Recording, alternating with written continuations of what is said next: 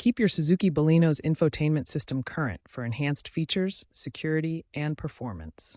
There are two primary methods for updating: over-the-air, OTA, and USB. OTA updates are wireless and convenient, requiring a stable internet connection via Wi-Fi or SIM card.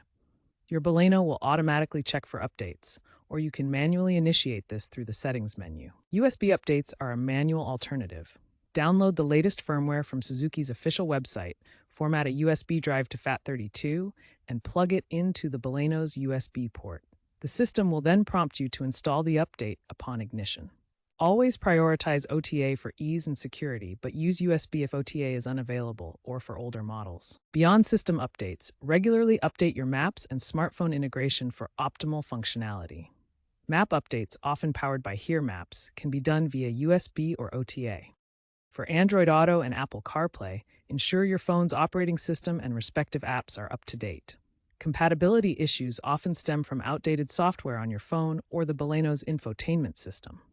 Keep in mind that since the Baleno's infotainment system runs on Android, updates to Android Auto and CarPlay usually come through system firmware updates from Suzuki, not separate app updates on the infotainment unit itself.